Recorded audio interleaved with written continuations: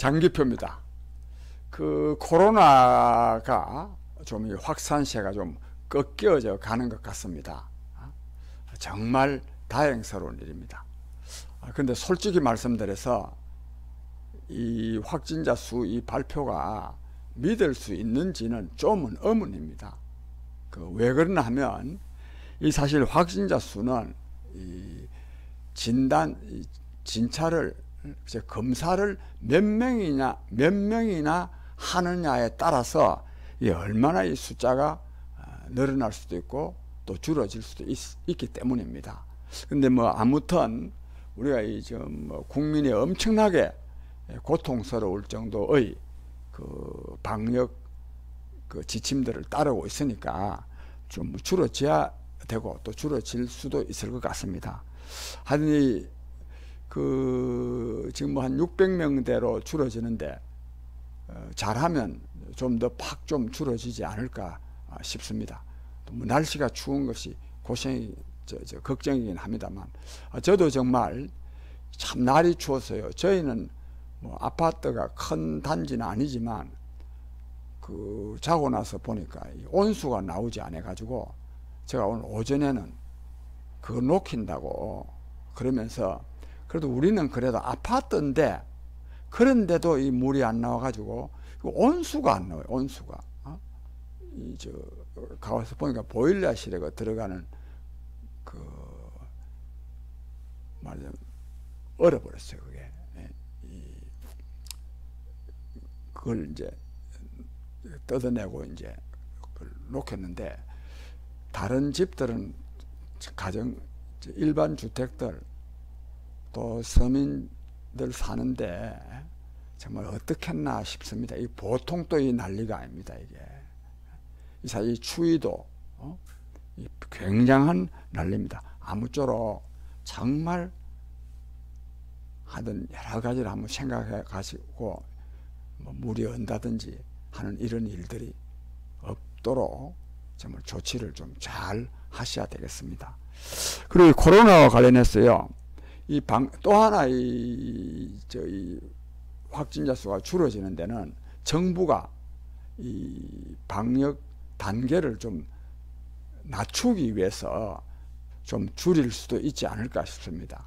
그러니까 지금 현재 2.5단계인데 이걸 한동안은 3단계보다 더 강한 2.5단계 해가지고 굉장히 방역 조치를 강력하게 시행했는데 그러다 보니 헬스 클럽에서 반발이 일어나가지고 바로 하루 만에 그걸 좀 완화를 했습니다. 또 완화한 내용이 참 진짜 탁상 행정인지 9명 이내를 허용하는데 아동들한테만 헬스클럽에 애들이 다닙니까 그게? 그런 또 조치를 해가지고 비난을 들었는데 아마 이것도 수정이 되는 것 같습니다. 수정이라기보다 시정이 되는 것 같습니다. 그런데 이제 이와 관련해서 이 재난지원금 문제가 굉장히 지금 이 정부나 또는 정치권에서 논란이 되고 있습니다. 논란의 핵심은 우선 지급하느냐 마느냐, 또 지급을 한다면 언제 지급하느냐, 그 다음에 또 이른바 선별 지급이냐 아니면 보편 지급이냐, 전 국민에게 지급하느냐 아니면 특별히 어려움을 겪은 사람들, 특히 자영업자들이죠, 여기만 지급하느냐 하는 이런 문제들이 있는데 이에 대한 제 생각을 좀 말씀드리겠습니다. 이걸 또 그런데요, 이 자꾸 진달래꽃 필 때 아마 그렇게 말 나온 게 좀 이 소비를 이 재난지원금을 통해서 소비를 진작시키기 효과적인 때 이런 걸 염두에 두고 하는 말 같은데 저는 이런 생각은 하면 안 된다고 생각합니다. 지금 어려우니까 지원해야 되면 지원하는 거지 꼭 이거를 소비에 진작하라. 그래도 심지어는 또 한국개발연구원에서는 이 재난지원금 지출한 거가 소비 부양 효과로는 30%밖에 안 되니까 보편 지급을 할 때 그래서 선별 지원을 해야 된다 그러는데 돈이라는 게 어떻게 꼭 음식 사 먹고 뭐 물건 사는 데만 써야 됩니까? 다른 경우도 급한 경우가 얼마든지 있을 수가 있지요. 하여튼 그래서 그렇고 저는 어쨌든 선별 지원이라 해야 된다고 생각합니다. 보편 지원은 옳지 않습니다.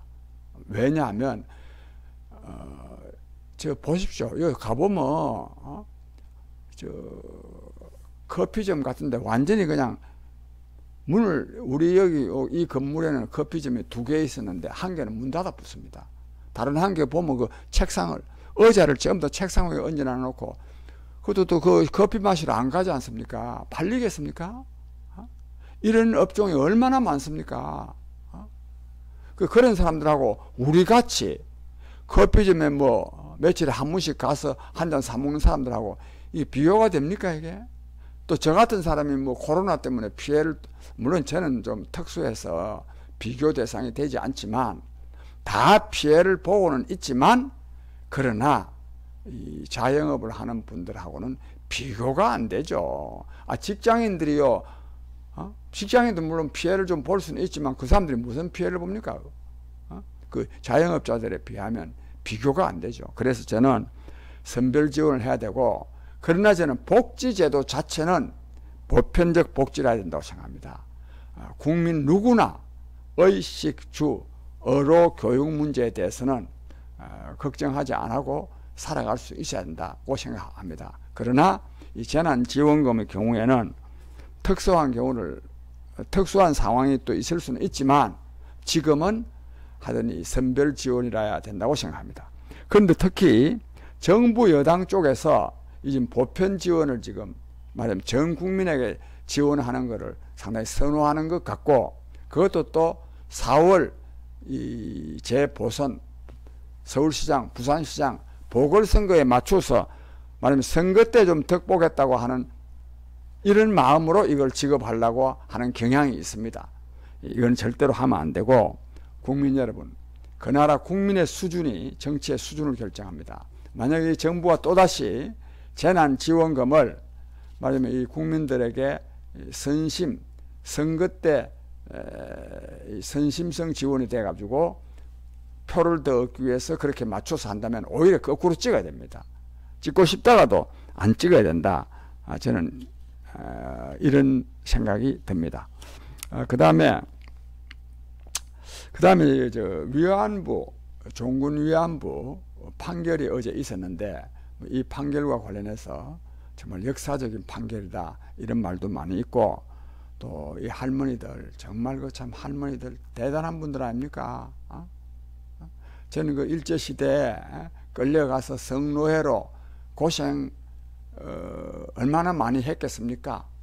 그런데도 살아 돌아오셔가지고 그래도 한 뭐 90세 지금 넘은 분들도 있고 그래서 한 개인으로서도 참 정말 삶을 반듯하게 살아오셨다 저는 이런 생각이 들고 또 삶을 또 반듯하게 살아오셨기 때문에 그런 것도 폭로도 하고 규탄도 하고 또 장수도 하고 저는 그렇다고 생각합니다. 그런데 이 판결은 이 자체는 사실 이것 때문에 한일 관계가 파탄나게 지금 이미 파탄나 있지만 앞으로도 더 또 악화되게 생겼는데 이와 관련해서는 역대 정부들이 잘못한 것이 많이 있습니다.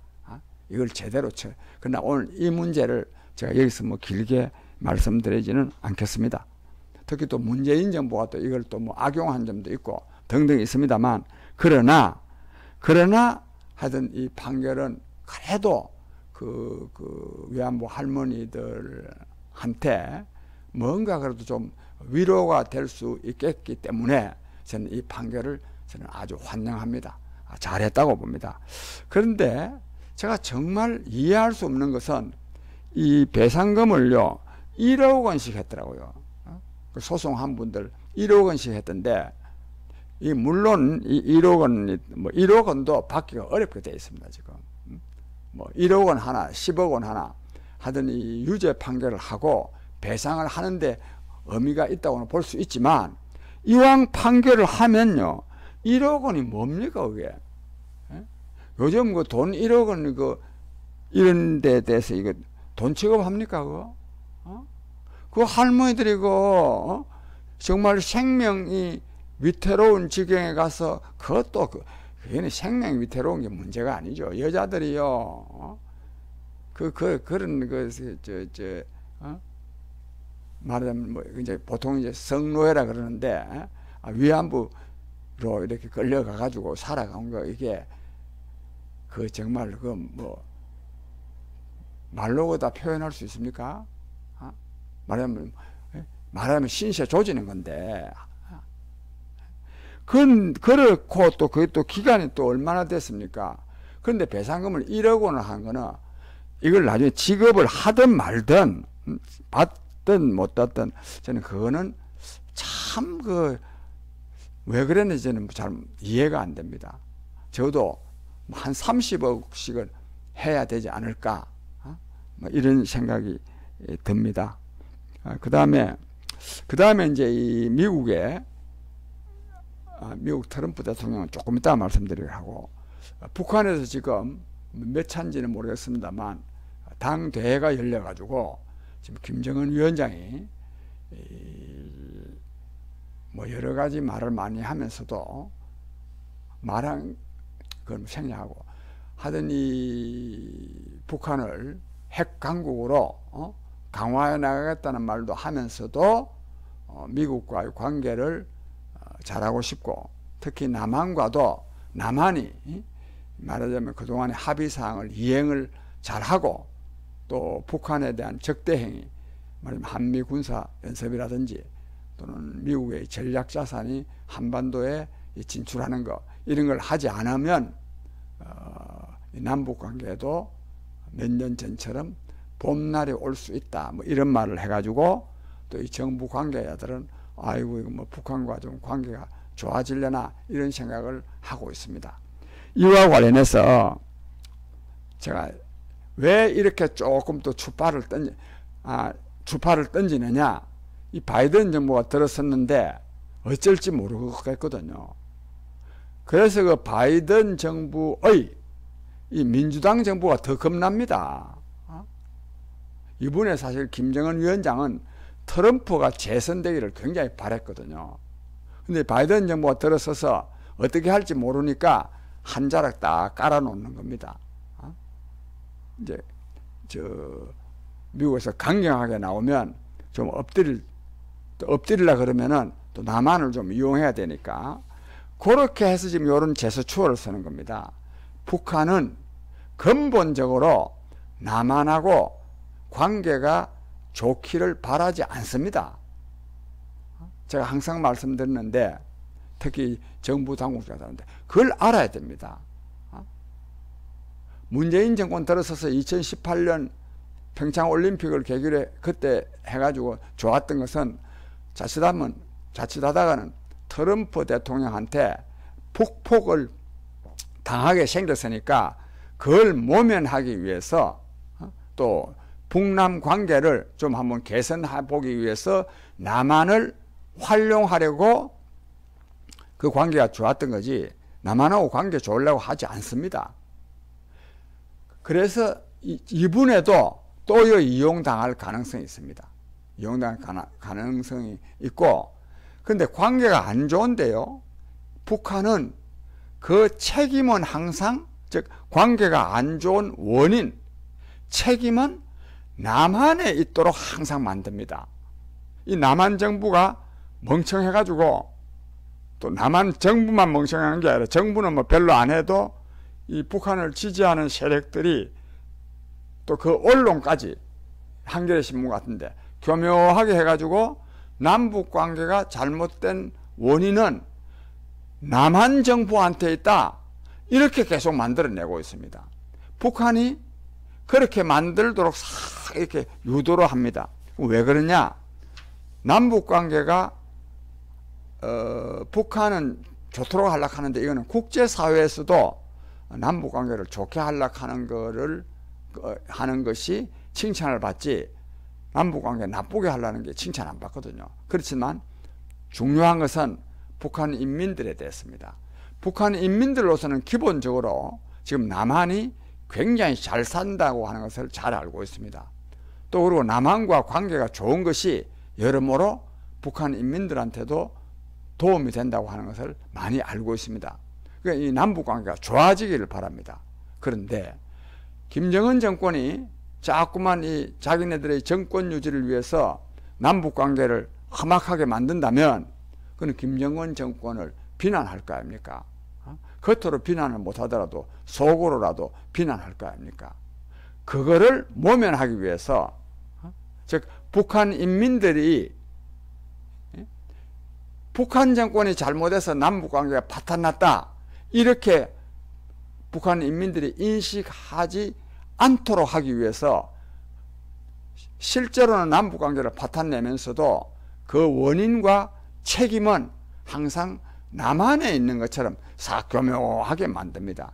여기에 이 남한이 남한 정부도 당하고 남한 국민들도 속아넘어가고 지식인들도 속아넘어가고 저는 이런 상황이 저는 있다고 생각합니다. 요컨대 북한에서 지금 뭐 앞으로 봄날이 있을지 모르는데 이거는 또 기만입니다. 근데 여기는 뭐 어떻게 하면 되겠느냐? 그럼 뭐 북한이 남북관계 좋게 안 하려고 하니까 우리는 그러면 남북관계 아예 막 나쁘게 해볼까? 그게 아닙니다. 우리는 당당하게 즉 이 문재인 정권처럼 북한 짝사랑 대북 저자세로 남북관계를 좋게 하려고 하는 것이 아니라 당당하게 당당한 자세로 남북 간의 대화도 제의하고 교류도 제한하고 하는 거 이런 게 필요합니다. 그러나 그래 한다고 해서 북한이 잘 응해가지고 남북관계가 좋아질 탁이 전혀 없습니다. 그러나 안 좋아진다 하더라도 그 원인과 책임을 부당하게 우리가 남한이 안을 필요가 없다 이겁니다. 북한이 안도록 해야 됩니다. 하더니 어쨌든 지금 북한에서 지금 뭐 바이든 정부 들어서고 하니까 남한에서 좀 주파를 던지고 있는데 여기에 또 문재인 정권이 여기에 놀아나면 안 된다 하는 이런 말씀을 드립니다. 그 다음에 이 지금 트럼프 미국 대통령이 아주 이제 절체절명의 위기에 직면했네요. 당연합니다. 세상에 원 현직 대통령이 자기가 선거에 졌다고 해가지고 자기를 지지하는 군중을 선동해가지고 의사당을 난입하게 해가지고 그 대통령 당선 인준을 할 수 없도록 만드는 거 이런 사람은 진짜 민주주의의 적입니다. 저는 미국이 미국 의회든지 여기서 이 트럼프 대통령으로 하여금 탄핵을 당하든지 또 그 외에 또 여러 가지 처벌을 받든지 만들어내야 된다고 생각합니다. 그 다음에 이와 관련해서 우리나라에서도 트럼프 대통령을 열렬히 지지하고 또 그 선거가 부정선거였다고 또 규탄하고 또 트럼프가 그 부정선거에 저항하기를 바라는 사람들이 많이 있습니다. 그런데 사실 우리가 미국 선거가 부정선거인지 아닌지 어떻게 자세하게 알겠습니까? 그러나 그것은 미국 사람들의 판단에 좀 맡겨놔야 됩니다. 미국 사람들이 지금 정권이 그냥 그대로 하고 있지 않습니까? 따라서 이 트럼프를 너무 지지하고 또 미국 부정선거가 밝혀지면 우리나라도 부정선거가 밝혀질 것이다. 거기까지도 좋습니다. 그런데 그 이상 이 트럼프를 지지하는 것은 저는 옳지 않다. 저는 이렇게 생각합니다. 그리고 중요한 문제가 하나 있는데 이게 트럼프 대통령하고 문재인 정권하고 똑같은 겁니다. 뭐냐? 이런 걸 보고 요즘 팬덤 정치, 포퓰리즘 정치. 포퓰리즘하고 조금은 다른데 팬덤, 자기 팬, 적극 지지자들 모임, 이걸 팬덤 정치라고 하는데 이것이요 민주주의의 적입니다. 민주주의. 이번에 보십시오. 그 트럼프 팬덤들이 의회를 완전히 습격을 해가지고 정말로 자랑스러운 미국 민주주의의 역사에 엄청난 오점을 남기지 않았습니까? 이 팬덤이 뭐냐? 맹목적 지지거든요. 맹목적 지지. 맹목적 지지를 하면 그 나라 정치도 망치고 나라도 망치고 나중에 누구를 망치느냐? 자기를 망칩니다. 이번에 이 트럼프 팬덤 정치는 누구를 제일 망치느냐? 트럼프를 망칩니다. 트럼프가 지금 망하게 생겼습니다. 그런데 이런 현상이요, 우리나라에도 이에 못지 않습니다. 우리나라에도 이 박근혜 대통령을 지지하는 사람들도 약간 그런 경향이 상당히 있습니다. 있는데 그거는 그러나 뭐 폭력적이거나 지금까지 그런 일은 없었습니다. 문재인 정권은 이 문바들, 이 사람들은 이 이제 대깨문입니다. 대가리가 깨져도 문재인 지지한다. 어떻게 대가리가 깨져도 문재인을 지지합니까? 이런 사람들이야말로 민주주의의 적이고 국민의 적이고 국가의 적입니다. 이런 정치 하면 안 됩니다. 저는 그래서 이런 정치가 없으려고 그러면은 다수 국민이 정말 정신을 차려야 된다고 생각합니다. 그런 사람들에게 휘둘려서는 안 됩니다. 특히 또 정치 지도자들이 휘둘려서는 안 됩니다. 근데 이번에 이낙연 민주당 대표 보면 대통령 두 전직 대통령 사면 슬쩍 꺼냈다가 문바들이 좀 막 뭐 그러려면은 당에서 대표직 내놔라, 뭐 탈당하라, 뭐 이렇게 말하니까 쑥 들어가 버렸습니다. 그 사람은 그 대통령 할 자격이 전혀 없습니다. 그리고 또 바보입니다. 그렇게 말하는 사람 수가 뭐 불과 몇 명이나 되겠습니까? 뭐 사람들 말 들어보면 대깨문, 극렬 문바들은 약 한 3, 40명 된답니다. 3, 40명. 그래서 그 청와대 게시판에 올리는 거 보면 한 3, 40명 되는 것 같아요. 그 사람들 겁나가지고요, 자기가 한 말이 옳다고 생각하는데도 불구하고 그걸 관철을 시키려고 노력하지 않는 사람, 그런 사람이 무슨 놈의 대통령 합니까? 그런데 이낙연 씨도 문제지만 이낙연 씨만 그래서 바른 말을 못하는 것이 아니라 민주당의 중요 국회의원들 다 이제 대깨문, 댓글 폭력이 겁이 나서 말 못하고 있는 사람들이 굉장히 많습니다. 이거는 정말로 한국 민주주의를 파괴하는 행위입니다. 국민 여러분, 이러한 일이 우리나라에서도 일어나고 있는데 이런 것을 막을 수 있는 힘은 진짜 국민으로부터 나올 수밖에 없습니다.